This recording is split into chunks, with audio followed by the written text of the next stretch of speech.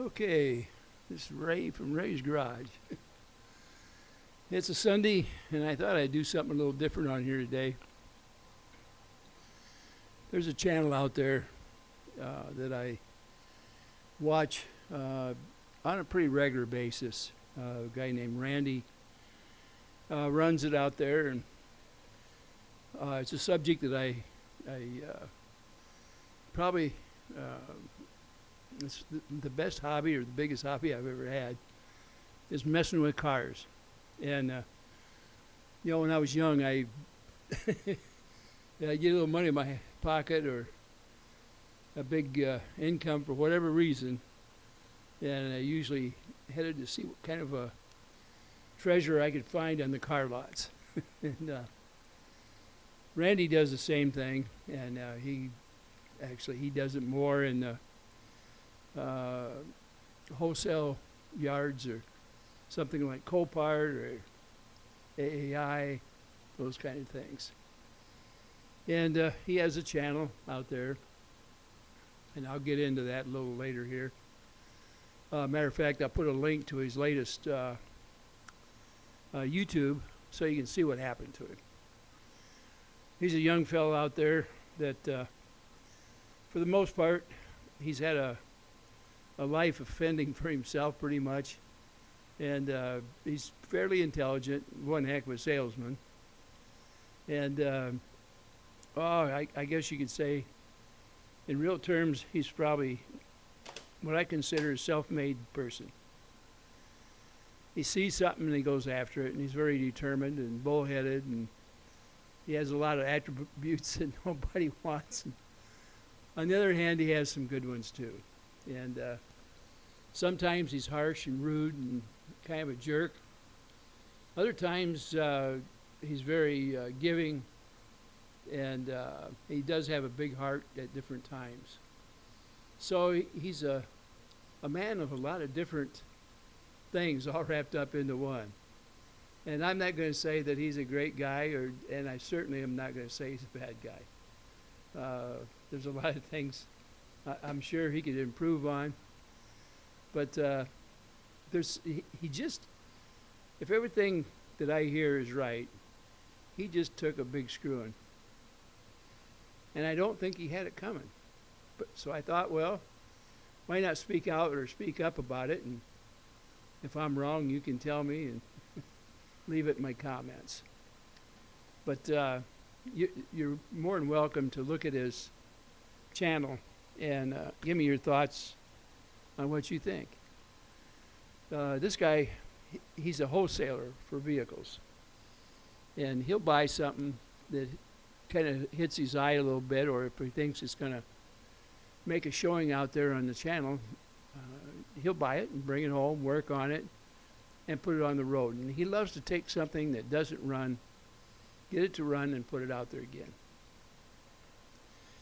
And like anybody that fools with cars and resells them, doesn't matter if it's wholesale or direct sales or whatever it is. By the way, he does not have a direct sales license, but he comes across a lot of cars that if he did have a direct sale, I would have contacted him different times to buy what he had, because when he gets to the old cars, they're my special hobby. I like those old vehicles. And he likes flashy cars that go fast. And he's had just most of the cars that he's dreamed about. They're always on his horizon to look at, and if he gets a chance, he buys them. As a matter of fact, he's got a 57 Chevy there that had always been a dream when I was young, and I don't know why I never purchased one over the years. I've had all the Chevys before that from 50 on up, and but I never had a 57 or a 58. I don't know why. I had a 59 convertible, a beautiful convertible, and I've had a 55 convertible Chevy, and I had a 56 two-door post, rolled and pleated interior, all custom, beautiful car, turquoise and white. And all these cars back then, I either had like Hollywood mufflers or duals, and with resonators, because I like that mellow sound coming out of them. But let's get back to Randy here. He's been buying a lot of vehicles. I think it's from AAI and also Copart. And when he gets done with him, he takes him back out there and puts them for sale. And for the most part, he doesn't make anything. Matter of fact, a lot of times he loses a good chunk of dough. But where he's making the money on is on YouTube. YouTube is kind of a standard for selling products. You know, he has merch that he sells. And he gets a lot of sponsorship out there. And with the sponsors, he's tough on them sometimes. And I don't know if he realizes how tough he is, but he's gotten products that didn't work too well, and even though they may have been free, and are very expensive, by the way, if something didn't turn out right, he gets pretty upset. And sometimes you have to watch what you say about the different people you're dealing with, because if you start burning bridges, when your downfall comes, they're all there to clap at the end. And you really don't want that either. But like I say, he's a young man. He's learning. He's good at it. And he's making one heck of a living, one that most of us would like to make. And it takes him, it's almost a 24/7 job, I believe. Because I think he eats and thinks and works continuously, even in his sleep. I don't know how he gets the things done that he does, where he finds the time, and he still takes a little vacation here and there with his family. He makes a lot of trips back and forth across the United States, and I mean across from one end to the other. North, south, east, and west, it doesn't matter. It's a new venture, and he's out there doing it. And that's why he has so many people following his channel. And I've watched him build it up over the years. I'm not his greatest fan, and I'm not his worst critic. I'm just kind of one of those guys, if I see something, I call it out a little bit. And this time, the reason I'm calling it out is because for all the things that he may have done over the years on the channel, I think he just got screwed worse than all the times that he ever did something wrong on his channel in all these years. My understanding is that somewhere along the line, Copart, or somebody with Copart, which is a place where a lot of dealers dump their cars and insurance companies and stuff like that, to sell them for, again, they go up for auction. It's, you know, they're an auction company. They bid on them, and a private person can buy from there. In other words, you don't have to have a license to buy from them. Most of the time. There are auctions that they have where you do have to have a license. But out in Arkansas, there's some kind of a deal that if you sell vehicles through there, you have to fill out certain paperwork. Randy did not know that. He thought, well, you know, he's a wholesaler. He does have he's licensed as that such. And he takes it to auction, and they sell it, and, you know, off it goes with a title. The problem is the way that it's done, it's his name on there, him that's selling it. Now, in my state, they can't do it that way, Copart. It's a little bit different. But I'm not going to go over that. But in Arkansas, you actually have to have a dealer's license, just as if you were selling it on the lot. And Randy didn't want to go into that because of the amount of paperwork. It's a headache.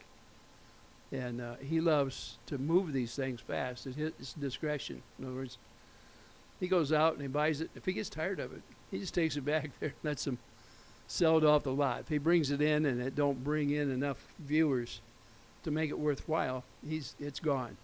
Whether it runs or not, it's gone. And that's his preference. And it's been lucrative for him. He's done well. And it's kept him in new cars for himself. I mean, every year or 2 or 3 times a year, he might show up with a brand new car. It's something that caught his eye, something he wanted to try out. And the consumers out here, the people that watch his channel, actually help him pay for it just from viewing his channel. Now, I don't know if he gets any types of donations or stuff like that. I've never really heard him ask for any. He does solicit people that sell products out there to a certain extent to sponsor the things that he's putting together. Like he was doing with his 57 Chevy, different people donated products that went on there that he put on. And he was able to use it. Last year, he had rebuilt a car, beautiful car. But the transmission blew, I think, right off the bat first day. And, the company actually supplied him with another transmission or something. And, I mean, it was just one problem after another. And it ruined his trip. He wasn't able to do the things he wanted to. It's one of those deals, I forget what they call it. It's like a power trip, where all these people take the vehicles that they've worked on or hot rods, and they travel across the country, different areas, and get a little stamp on their card. And it's not something I'm involved in, and I wouldn't like to do something like that, quite frankly, because I'm just too old to do stuff like that. I like the comfort of home and not the comfort of motel and trying to get from one place to another. Schedules, they're way out the window as far as I'm concerned today. But when I was his age, I'd have loved to do that. I would love to have his job. I've jumped at the chance. I just never thought you could make a living at it, doing it that way. Otherwise, I probably would have. But people, along the way, when you're buying and selling cars, people are going to get upset with you. And even the people you deal with on a daily basis, they're going to get upset with you. But apparently whatever it was that they thought he was doing wrong, well, he actually was. He's being nailed. The state is after him for not having the proper documentation. And the EPA, he was turned into the EPA because somebody said they seen him pouring antifreeze out on the ground. Now, when I've watched him, I've seen when things like that happen. I don't know as if I've seen him do it on purpose. For the most part, what I see is he tries to capture everything. And I know he's very good about capturing the oil, and he takes it. He's got a friend out there that collects it in 55-gallon barrels. He takes it there. He does the right thing. Now, when they turned him into the EPA, they came out and they looked. Actually, he ended up making pretty good friends of him. So even though it was a bad day where the state is nailing him, and he has no idea what kind of a fine is coming down the road for him. They're going to do some further investigation on him. When you get in trouble with an organization, man, sometimes they won't let up. And they could break you for the rest of your life. More than likely, if they're very much upset, they may take his license to his wholesale, and also take his what money he may have through fines. He's worked hard and long to get where he's at. He's got a pretty nice new home, brand new car sitting in his driveway. Actually, he's got a couple of them there, and these are his personal vehicles, him and his wife. He's comfortable. And his business is out of a small town, and that's where he keeps all the vehicles he buys. And he might buy as many as, say, 20 or 30 in a month. And he'll turn them as he gets tired of them, as they wear out on the channel where people stop watching it when he does something to them. And he has a personal standard. A lot of times, he's putting tires on them and brakes. He likes a car that is roadworthy, if possible. Now, if he gets tired of it, he sends it down to the wholesaler, and it's gone. It just, he don't mince words. He don't say too much. He does, on his channel, he'll put it up there so you can bid on it. You can bid on Copart stuff anywhere in the United States, and you can have it delivered to your house. And you can actually get a hold of him in some way and get the lowdown on the vehicle. I mean, for the most part, I think he's, if what he's telling you is truth on it. I'm not saying he fixes the car so it's perfect, because when he gets tired, he drops it. It's done. And normally he'll tell you what isn't done, what you're going to have to do to it if you want to make it better. He's also got a vehicle there now. It's called a Prowler. And I don't know what he's going to get out of it, but it's kind of a neat car. It's something that you might enjoy. You know, it's a kit type looking car,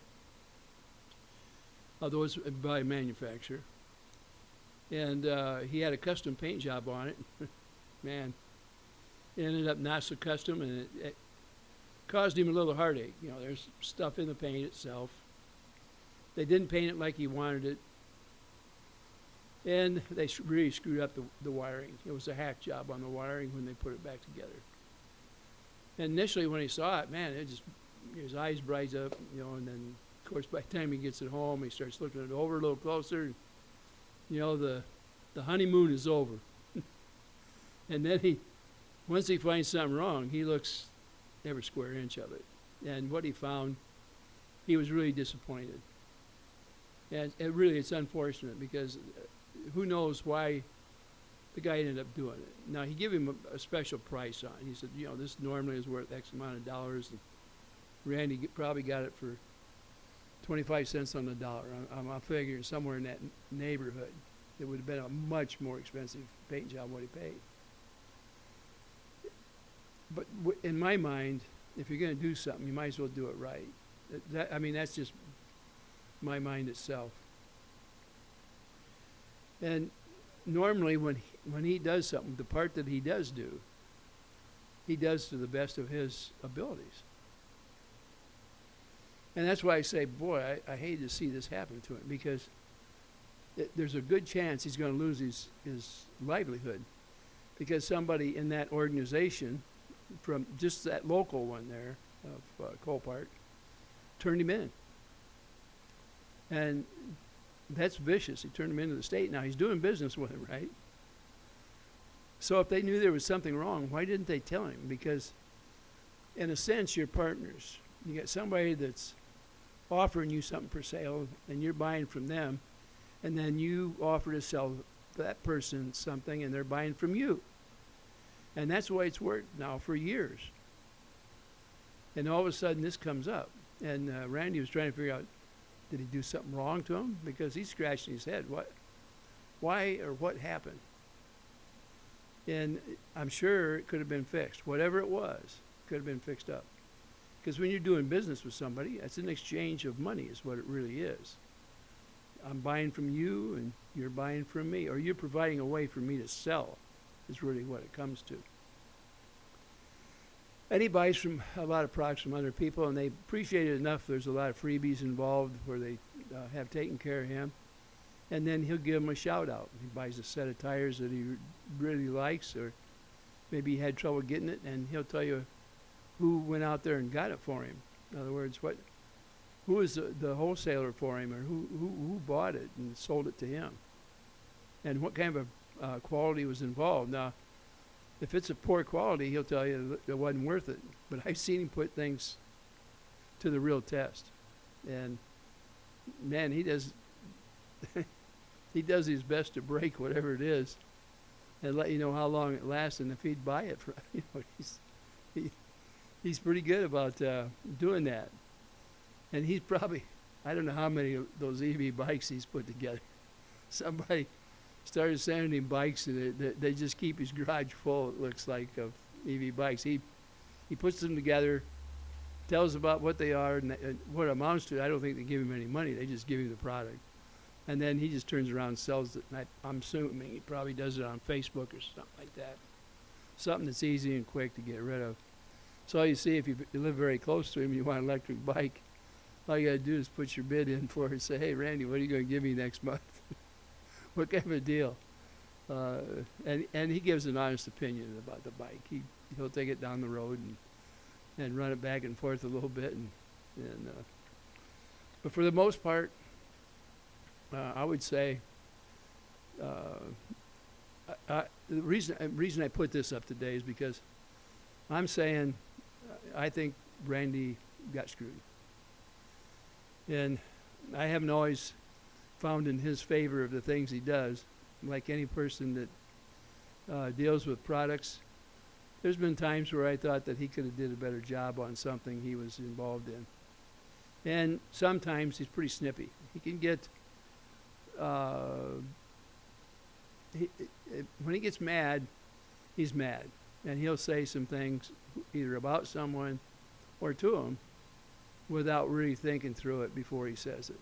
And if he has a fault, that might be it. And he's the opposite of that when he sees somebody in need. He has helped people out like you wouldn't believe, give them vehicles, helped them as much as he can. I mean, he's not going to go out there and help everybody in the world. He can't. He doesn't have that kind of money. And some of the people he's dealt with, they're upset with him, and they'll never talk to him again. On the other hand, the friends he does have close, they really are friends. He's not BSing them, and they're not BSing him. And they each have channels, nothing near what he does. But they are people that are dependable. And it's not a one-way thing. They help him out on different cars, and he helps them. When they need help, he's right there. And this is a guy that's working night and day. He shows up at their place, their garage, or wherever they're working. He's got a friend named Mike that likes to work on Mercedes. And he's traveled all over with Randy. And both of them have really helped each other out. Just done it. Those are true friends. And I think he'll probably have those guys, forever. There's a guy out there that he used to get batteries from. They're friends. And he's made friends from coast to coast. And he's made enemies as well. It doesn't take much. If you critique anything in his channel and he doesn't like it, he'll just ban you. You're ghosted. You're not getting back on there. Goodbye.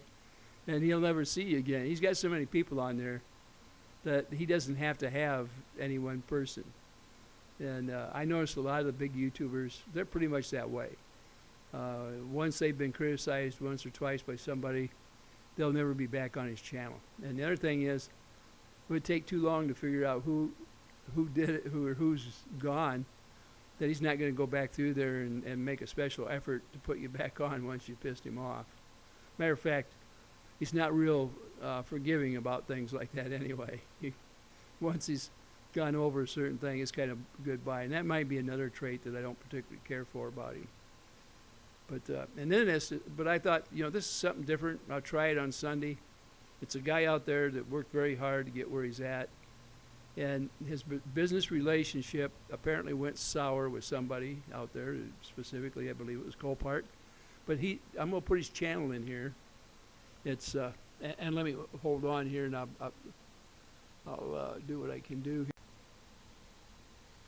Okay, I'm back on. I'm looking at his channel here. It's called Auto Auction Rebuilds. And he has 520,000 subscribers.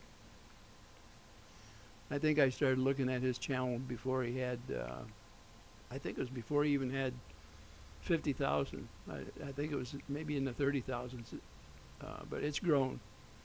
And as I'm looking at the bottom right now, this particular one, he's had up there for 5 hours. He's got 42,887 views.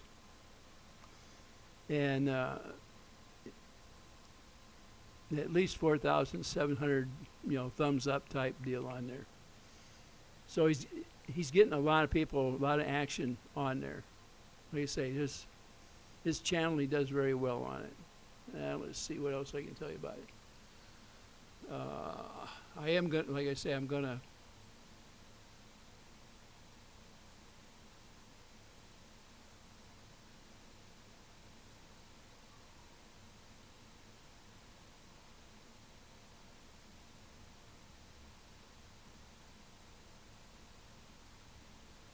There you go. I don't think I lost you. If I did, I'm sorry. I've got a screen and a screen going here, and that's why I did that. see if I can get any more back up here about this. La, la, la. I'll try to give you as much as I can about this guy.